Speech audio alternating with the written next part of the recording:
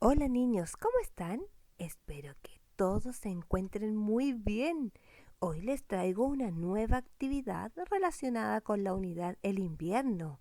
Conoceremos los sonidos de esta estación del año. Para esto necesito que estén muy atentos. Acompáñenme a escucharlos. Este es el sonido del viento.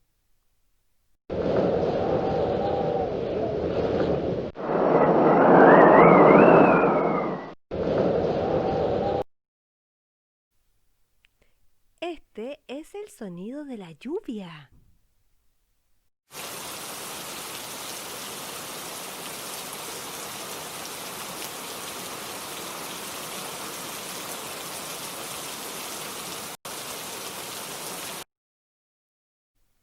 Así suenan los truenos.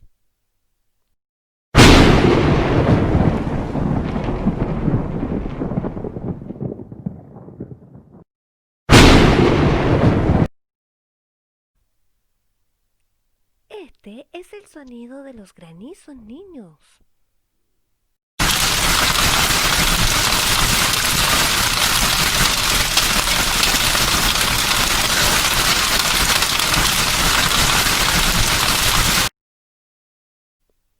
Niños, en esta imagen no hay sonido. ¿Saben por qué?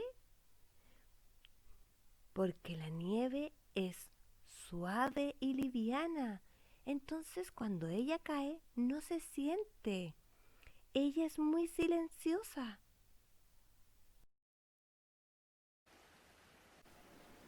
Bueno niños, espero hayan estado muy atentos al momento de escuchar los sonidos que nos deja el invierno. ¿Les gustó?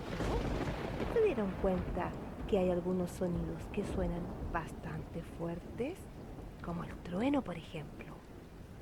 Niños, cuando haya una tormenta, ustedes ya conocerán sus sonidos. Entonces estarán preparados y sabrán que viene. Ahora los tengo que dejar. Así que nos vemos en otra oportunidad. Les mando un beso y un gran abrazo. Los quiero, niños. Chao.